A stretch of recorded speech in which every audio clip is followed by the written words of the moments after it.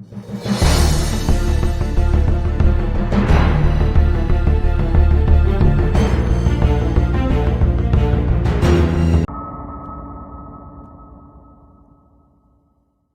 दोस्तों, पूरी दुनिया में हर पल कुछ ना कुछ मिस्टीरियस घटित होता रहता है, जिनमें से कुछ मिस्ट्रीज को समय के साथ साथ सुलझा लिया जाता है, लेकिन कुछ रहस्य ऐसे भी होते हैं जिनका जवाब बड़े बड़े एक्सपर्ट्स और हमारी मॉडर्न साइंस के पास भी नहीं होता, जिनका कारण या तो फैक्ट्स और सबूतों का अभाव होता है या फिर हमारे नॉलेज का अभाव।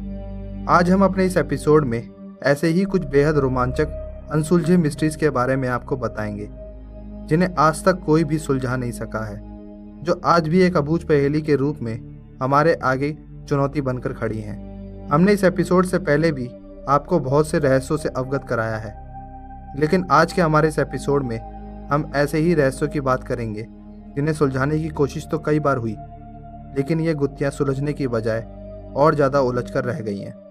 आज का ये वीडियो इस नज़रिए से भी बेहद ख़ास है कि हमने इस वीडियो में अलग अलग टॉपिक्स को इस एपिसोड में शामिल किया है, ताकि ज़्यादा से ज़्यादा ऑडियंस इन वीडियो का मज़ा ले पाए। तो आइए दोस्तों, जानते हैं इन रहस्यों के बारे में। इल्यूमिनाटी। 1 मई 1776 में एक जर्मन फिलोसोफर जोहान एडम विश्वर्ट ने एक सीक्रेट सोसाइटी का निर्माण किया, जिसका नाम था the order of illuminati. Illuminati एक लैटिन शब्द है जिसका अर्थ होता है एनलाइटेंड, और इस सीक्रेट सोसाइटी का हिस्सा बनने वाले लोगों को इल्यूमिनाटी कहा जाता था। दोस्तों, आप में से किसी न किसी ने गीता, कुरान, बाइबल या गुरु ग्रंथ साहिब को पढ़ा होगा, या फिर उनमें दिए गए उपदेशों का पालन करते होंगे। तो आपको ये भी पता होगा कि भगवान और शैतान दोनों ही होते हैं। भगवान को जहाँ अच्छाई का प्रतीक माना जाता है, वहीं शैतान को बुराई के रूप में देखा जाता है। इल्यूमिनाटी के सदस्य लूसीफर यानी शैतान के अनुयायी थे, और वो लोग ऐसा मानते थे कि लूसीफर ही सर्वशक्तिमान है और वो सब कुछ देख रहा है और वो सब कुछ जानता है, और इसी कारण लूसीफर सर्वबुद्धिमान है, यानी कि एनलाइटेंड है। यही नहीं, इल्यूमिनाटी के सदस्यों का यह भी मानना था कि यदि कोई व्यक्ति लूसीफर को मानता है तो बदले में उसे ऐसी नॉलेज प्राप्त हो जाएगी जिसकी सहायता से वो व्यक्ति या तो उनका समूह दुनिया पर राज कर सकता है या पूरी दुनिया को अपने हिसाब से चला सकता है। द ऑर्डर ऑफ इल्यूमिनाटी की स्थापना के कुछ ही दिनों में यह सीक्रेट सोसाइटी तेजी से अपना विस्तार करने लगी और लोग बड़ी तादाद में इल्यूमिनाटी बनने लगे। द ऑर्डर ऑफ इल्यूमिनाटी के इतनी तेजी के विस्तार से डरकर तत्कालीन शासक ने इस सीक्रेट सोसाइटी को बंद करने का आदेश दे दिया, और यह सीक्रेट संगठन रातों रात विघटन हो गया। और इसके बाद से किसी भी इल्यूमिनाटी का कोई पता नहीं लगा, क्योंकि ये लोग तभी से अपने संगठन को बेहद खुफिया ढंग से चला रहे थे। अब हम इसे चला रहे थे कहें या चला रहे हैं कहें, यही तो सबसे बड़ी मिस्ट्री है, क्योंकि इल्यूमिनाटी अस्तित्व खत्म हो चुका है या वो अब भी हमारे बीच में मौजूद हैं। ये आज भी एक अनसुलझी पहेली है। इल्यूमिनाटी के बारे में यूं तो कई कंस्पिरेसी थ्योरी प्रचलित हैं, जिनमें से एक कंस्पिरेसी थ्योरी का कहना है कि इल्यूमिनाटी आज भी हमारे बीच मौजूद है और इस सीक्रेट सोसाइटी का हिस्सा आज के कुछ जाने माने लोग हैं। ऐसा माना जाता है कि इल्यूमिनाटी से जुड़ने के बाद ही इन लोगों को ऐसा ज्ञान प्राप्त हुआ जिसकी वजह से ये लोग आज कम समय में बेहद तेजी से कामयाब हो गए। इस कंस्पिरेसी थ्योरी की अगर माने तो विश्व में हुई सबसे बड़ी घटनाओं के पीछे भी इल्यूमिनाटी का हाथ है, जैसे कि 9/11, वर्ल्ड वॉर और जॉन एफ कैनेडी का कत्ल। लूसीफर के अनुयायी यानी इल्यूमिनाटी दुनिया में अशांति और अराजकता फैलाने की भरसक कोशिश करते हैं, ताकि इस दुनिया को लूसीफर के आने के लिए माकूल बनाया जा सके। इल्यूमिनाटी महज एक कोई अवधारणा है या कोई अनसुलझा सच, ये आज तक कोई पता नहीं लगा पाया है। आपकी इस बारे में क्या राय है, हमें कमेंट के माध्यम से ज़रूर बताएं। The ghost ship. सन 1947 के जून में 2 अमेरिकन जहाज मलक्का नाम की जगह से गुजर रहे थे। तभी उन्हें एक बेहद अजीब और डरावना SOS कम्युनिकेशन मैसेज आया। इस SOS मैसेज का सोर्स अज्ञात था, लेकिन इस मैसेज में जो बात कही गई वो बेहद चौंका देने वाली थी। वो मैसेज कुछ इस प्रकार था: all officers including the captains are dead, lying in chart room and bridge, possibly whole crew dead. इस मैसेज के लगभग 1 मिनट बाद एक और मैसेज मिला, आई डाई। उस कम्युनिकेशन में इन 2 मैसेज के अलावा और कुछ भी नहीं ट्रांसमिट हुआ था, और चूंकि इन मैसेजेस का सोर्स अज्ञात था, उस वक्त मलक्का के तटों के पास जितने भी जहाज थे उन सभी को इतला किया गया और इस जहाज को ढूंढने की कवायद तेजी से शुरू हो गई। कुछ समय के सर्च ऑपरेशन के बाद एक डच जहाज को ढूंढ निकाला गया जिसका नाम था SS ओरांग मेडान। जब वो लोग जहाज के डेक पर पहुंचे तो वहां का नज़ारा बेहद विभत्स और मिस्टीरियस था, क्योंकि जहाज का पूरा क्रू मर चुका था और उस शिप पर अब जिंदगी का कोई नामो निशान नहीं था। लेकिन एक बात जो इससे भी ज़्यादा विचित्र थी वो ये कि शिप पर मरे सभी लोगों की लाशों पर बिल्कुल एक समान भाव थे। इन लाशों की आंखें फटी पड़ी थीं और इनका मुंह खुला हुआ था, जिन्हें देखकर ऐसा लग रहा था मानो इन लोगों ने मरने से पहले कोई भयावह दृश्य देख लिया था। यही नहीं, शिप के डेक पर मौजूद एक कुत्ते की डेड बॉडी भी कुछ इसी तरह की हालत में पाई गई थी। उस कुत्ते की लाश को देखकर ऐसा लग रहा था जैसे वो मरने से तुरंत पहले किसी चीज या इंसान पर भौंक रहा था। इन लाशों में एक और बात बेहद विस्मयकारी थी कि किसी भी लाश पर किसी भी तरह की चोट के निशान नहीं थे और ये लाशें सामान्य से तेजी गति से डिकम्पोज हो रही थी।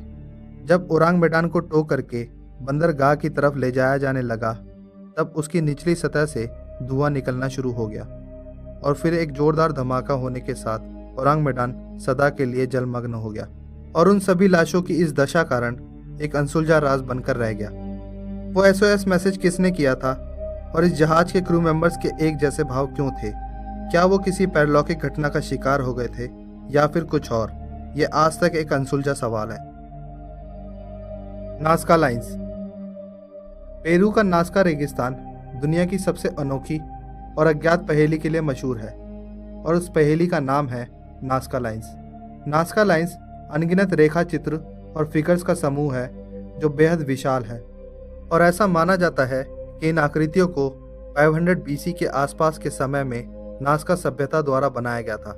इन लाइंस और रेखा चित्रों को जमीन को खुरेद कर बनाया गया है। इनमें कुछ आकृतियां तो सामान्य हैं, लेकिन बहुत सी आकृतियां ज्योमेट्रिकल पैटर्न्स, जीव जंतु, पक्षियों और इंसानों को दर्शाती हैं। ये रहस्यमय आकृतियां आकार में इतनी बड़ी हैं कि ज़मीन से देखने पर यह सिर्फ मामूली रेखाएं ही लगती हैं, लेकिन आसमान से देखने पर इन चित्रों के अस्तित्व का पता चलता है।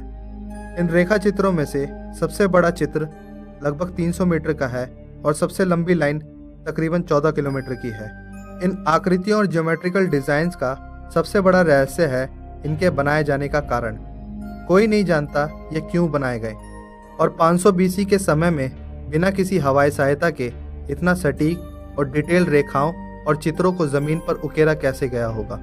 एक बड़ा सवाल ये भी है कि जब उस समय में हवा में उड़ने का कोई साधन या टेक्नोलॉजी थी ही नहीं, तो नाज़कन लोगों ने इतने बड़े चित्रों को बनाया ही क्यों, जिन्हें सिर्फ आसमान से ही देखा जा सके? क्या वो लोग ऐसे चित्र अपने ईश्वर के लिए बनाते थे या कोई और था जिन्हें खुश करने या किसी प्रकार का सिग्नल देने के लिए इतने विशालकाय चित्रों को बनाया गया? क्या वो किसी ऐसी सभ्यता के बारे में जानते थे जो आसमान से उन लोगों पर नजर रखे हुई थी? यहाँ मिली एक सीधी सपाट लंबी लाइन किसी एयरपोर्ट के रनवे जैसा प्रतीत होती है, जो नाज़का लाइंस के रहस्यों को और ज़्यादा गहरा बना देती है। ये कुछ ऐसे सवाल हैं जिनका जवाब आज तक कोई ढूंढ नहीं पाया है और नाज़का लाइंस के रहस्यों को जितना सुलझाने की कोशिश हुई है, ये गुत्थी यहाँ पाई जाने वाली रेखाओं की तरह और भी ज़्यादा उलझी हुई नजर आती है। Death of Elisa Lam. 19 फरवरी 2013 में लॉस एंजलिस के द सेसिल होटल में ठहरे एक गेस्ट ने होटल के स्टाफ को कंप्लेंट करके बताया कि उनके बाथरूम में गंदा पानी आ रहा है और पानी में एक अजीब सी तेज गंध है। होटल मैनेजमेंट ने जब होटल के छत पर लगे वाटर टैंक की जांच की तो पाया कि वाटर टैंक में एक महिला की लाश नग्न अवस्था में पड़ी थी और वो लाश काफ़ी हद तक सड़ चुकी थी। जांच करने पर पता चला कि ये लाश 26 जनवरी 2013 में होटल में आई एक कैनेडियन महिला की थी जो यहाँ पढ़ाई करने आई थी और इस महिला का नाम एलिसा लैम था। एलिसा लैम को इस होटल में एक शेयर्ड रूम दिया गया था जिसमें वो एक अन्य स्टूडेंट के साथ रह रही थी, लेकिन एलिसा के रूममेट ने होटल मैनेजमेंट को शिकायत करते हुए कहा कि एलिसा का बिहेवियर बेहद अजीब है और वो एलिसा को अपने साथ नहीं रखना चाहती। इस शिकायत पर गौर करते हुए होटल प्रशासन ने एलिसा को एक पर्सनल रूम में शिफ्ट कर दिया। उसी रात अपने कमरे में जाते वक्त एलिसा की एलिवेटर के पास की कुछ वीडियो फुटेज होटल के CCTV कैमरे में कैद हो गई जिसमें एलिसा की इन अजीब और रहस्यमय हरकतों को देखा जा सकता है। इस वीडियो फुटेज में एलिसा को आखिरी बार देखा गया था। तो आइए देखते हैं इस वीडियो फुटेज को। लिफ्ट में एंटर होते ही एलिसा आपाधापी में लिफ्ट के सारे बटन दबाने लगी।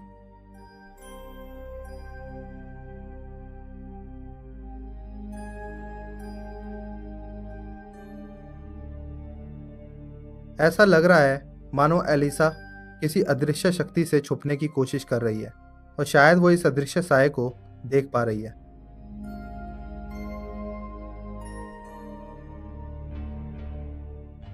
और वो बेहद डरे हुए भाव में किसी से बात कर रही है। यहाँ गौर करने वाली बात यह भी है कि इतनी देर में लिफ्ट के दरवाजों को खुद ब खुद बंद हो जाना चाहिए था, लेकिन इतनी देर से लिफ्ट खुली पड़ी है।